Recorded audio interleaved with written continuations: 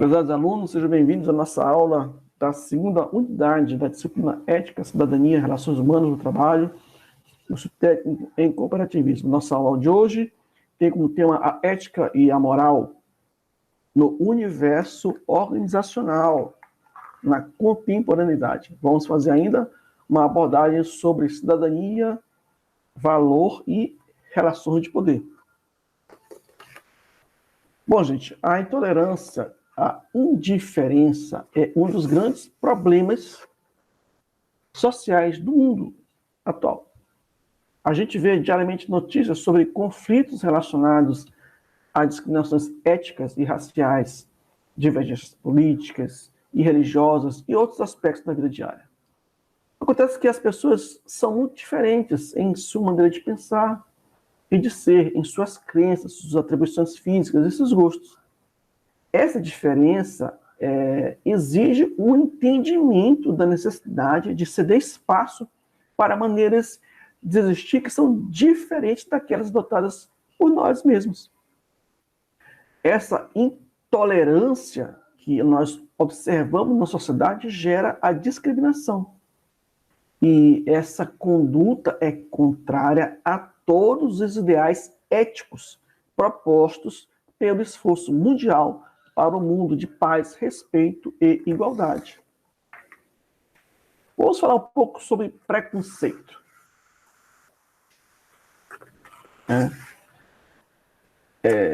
Essa palavra, preconceito, se refere a um conceito que se tem sobre algo, um objeto, um lugar, uma experiência, uma pessoa, antes mesmo do contato com eles. Ou seja, no preconceito, as coisas são julgadas por uma ideia pré-concebida, pré-formada, sem levar em conta a real experiência para se formar um juízo crítico. Quando o preconceito se refere a uma ideia positiva sobre algo que não conhecemos, temos então uma ilusão. Ou seja, uma pessoa pode estar iludida ao imaginar que determinada pessoa, emprego, determinado lugar, possui qualidades que, na verdade, não possui. Quando esse preconceito se refere a uma ideia negativa, já aparece um outro elemento que é a discriminação. A palavra discriminação, nesse sentido negativo, significa distinguir entre pessoas, culturas, religiões e raças, profissões mais dignas e entre pessoas, culturas, raças, religiões, profissões menos dignas, certo? Esse é um grande problema social em todo o mundo, hoje. E o contraponto disso é a alteridade, ou seja, a consideração do outro. Eu considerar a diferença e respeitar a identidade do outro. Ser capaz de conhecer, dialogar e de aprender e respeitar essas identidades, com a sua etnia, sua religião, sua visão política, sua orientação sexual e outros ingredientes. Basicamente, a raiz de toda discriminação reside na intolerância com a diferença, com aquilo que não sou eu. Dessa forma, acontecem as mais variadas atitudes discriminatórias, ligadas àqueles que não possuem a minha cor, a minha raça, a minha religião, a minha visão política, o meu gosto musical, minha orientação sexual, enfim, tudo aquilo que não se representa como a minha identidade.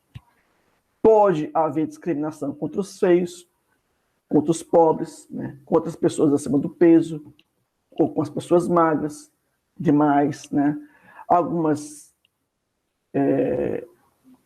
classes profissionais, com os homossexuais, com os vegetarianos, com as mães solteiras, com os adeptos de certas religiões, os deficientes físicos, aqueles que possuem determinadas doenças, entre liberais, conservadores, entre desempregados, recém-saídos do sistema prisional, dentre outras inúmeras possibilidades. Precisamos ter clareza de que existem muitas atitudes discriminatórias, além das questões raciais, muito importantes, por sinal. E essa percepção é de fundamental importância para o amadurecimento crítico do cidadão. A discriminação deve ser encarada como a intolerância à diferença daquilo que é considerado como padrão a ser seguido por determinado grupo social. Mas, na verdade, é extremamente natural ser diferente. O que não é natural é o nivelamento comportamental, o nivelamento estético, o nivelamento físico, o nivelamento religioso, sexual, em que as diferenças são tratadas como anomalias. Todos nós, infelizmente, todos nós aprendemos desde a infância, né, valores. E raramente refletimos sobre os mesmos, sobre esses valores, né? E passamos a vida inteira pensando que o mundo é o conjunto dessas ideias que nós aprendemos. Eu vou chamar a atenção a um termo que representa a origem fundamental de toda a diferença entre pessoas, culturas, religiões e outros campos. Este termo é simplesmente o outro. Parece uma coisa simples, né? Mas, na verdade, para que a gente consiga definir o outro, é preciso que saibamos quem somos nós. O que somos? Quem sou eu, afinal de contas? E isso não é uma tarefa fácil.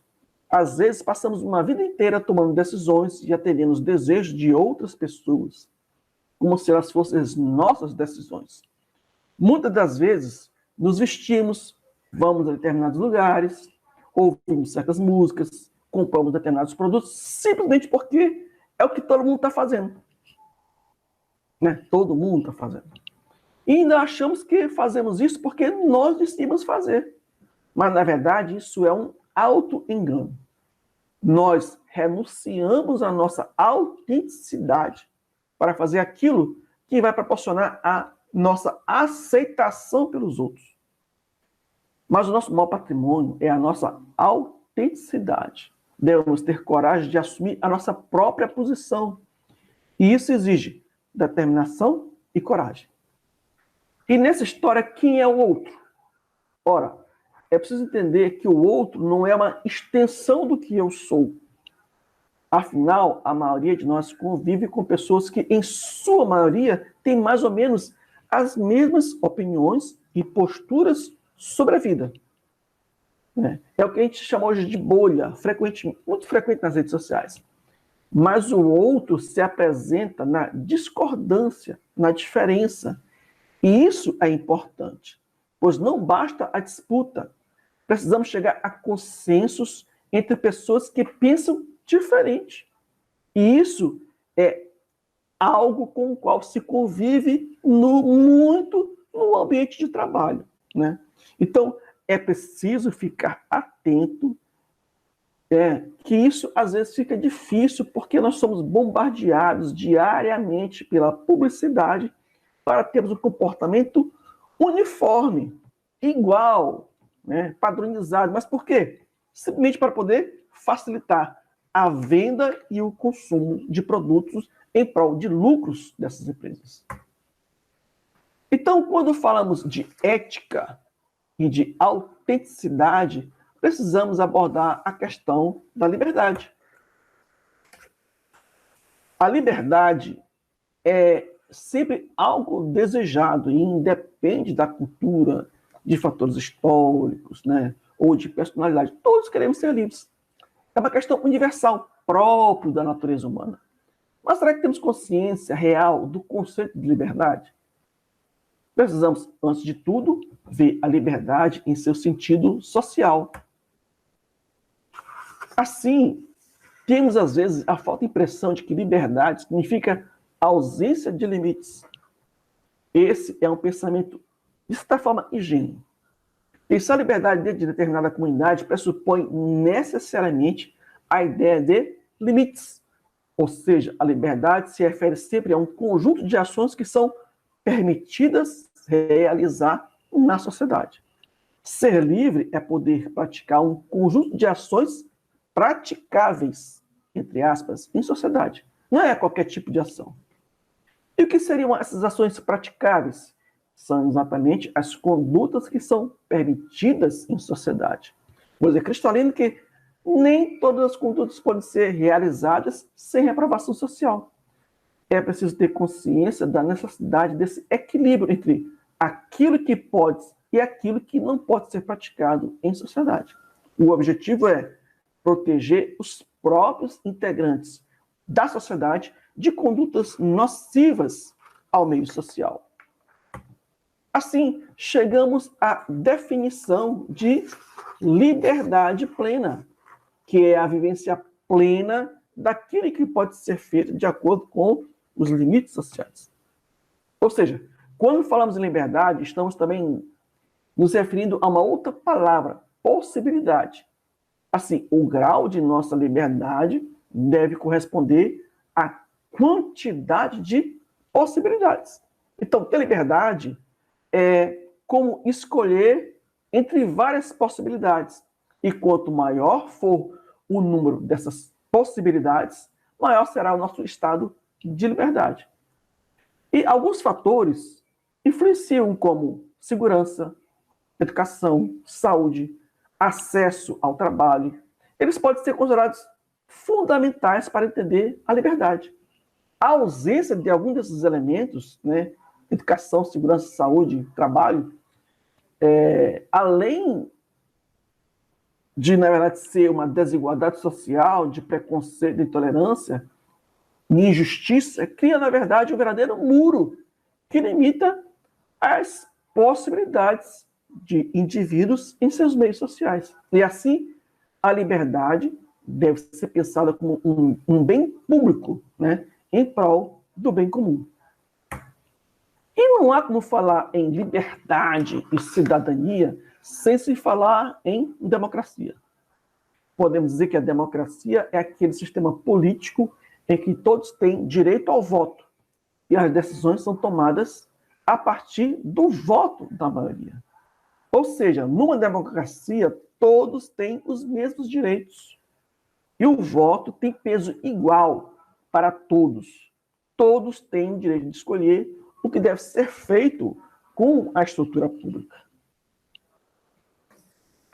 Quando falamos de democracia, lembramos da Grécia Antiga. Mas a democracia grega, na prática, tinha várias limitações. Afinal, os escravos não podiam votar, os estrangeiros não podiam votar, e nem as mulheres. Ou seja, os eleitores não passavam de 15% da população. Hoje, as mulheres conquistaram a igualdade política na sociedade ocidental. E a escravidão é uma prática quase extinta. Então, a democracia, como eu já falei antes, prega a ideia de que todos os membros de uma comunidade têm direitos iguais, de intervir nas decisões que se referem aos recursos públicos. E o voto é o meio pelo qual esse processo pode ser realizado. Precisamos destacar, porém, que a democracia, embora seja apontada como um valor universal, na verdade é um valor de origem ocidental. E o próprio Ocidente passou por muito tempo afastado da democracia. O continente europeu, por exemplo, por mais de 1.600 anos, foi governado por imperadores, por reis e pela igreja. A democracia, portanto, é fruto de um longo processo histórico no mundo ocidental. E até parece estranho a outras culturas, né? Com outros padrões filosóficos e outros padrões religiosos. Por isso, é muito delicada a discussão acerca da democracia, se ela pode ou não pode se transformar num valor realmente universal, como construção de uma ética global. A experiência da democracia no Brasil é muito recente e precisa ser aperfeiçoada. O Brasil conviveu por muitos anos com a exploração das riquezas da nossa terra por Portugal, sem a intenção de construir uma nação. Nós convivemos com a escravidão, com o latifúndio, né? Então, é preciso que se tenha consciência da necessidade de respeito e cuidado com a coisa pública. Mas precisamos falar dos estágios da democracia no mundo. Então, o estágio da democracia que o Brasil vive hoje é diferente do estágio da evolução da democracia em outros países. Então, o que nós temos, na verdade, ao redor do mundo são diversas vertentes, estágios da democracia. né? E não se trata de uma ser melhor que a outra, né? O que nós temos são índices de democracia diferentes, né? Em países diversos, né? No Brasil e outros países pelo mundo. Então, por mais que haja estágios distintos de democracia no mundo, uma questão é certa. O melhor patamar da democracia é aquele em que existe liberdade, igualdade e justiça. E um dos piores inimigos da democracia é a corrupção, que envolve a ruptura com os valores morais e sociais, e que envolve, de um lado, os entes públicos e, de outro lado, as empresas, onde estão os trabalhadores. E essa ruptura com os valores éticos leva à perda de confiança do cidadão, do eleitor. Isso é péssimo para a democracia. Ainda mais quando ocorre a impunidade. Para encerrarmos, precisamos ressaltar que, quando falamos de democracia, é extremamente importante estudarmos a questão das minorias. Já sabemos que o sistema democrático segue a vontade da maioria, né? E é claro que irá existir sempre uma minoria derrotada democraticamente. Mas deve ficar claro que com o mesmo cuidado com que o sistema democrático acata a vontade da maioria, deve respeitar a discordância da minoria, né? As minorias não podem ser massacradas ou perseguidas. O fato de a maioria determinar as decisões a serem adotadas não pode, de forma alguma, inibir que a minoria se manifeste, né? Através do exercício da liberdade de expressão, a sua discordância. Afinal, como dissemos lá no início, a minoria representa o outro, aquele que pensa diferente, certo? E isso tem tudo a ver com respeito a diferenças e com conduta ética, ok? Ficamos até aqui e até a próxima unidade.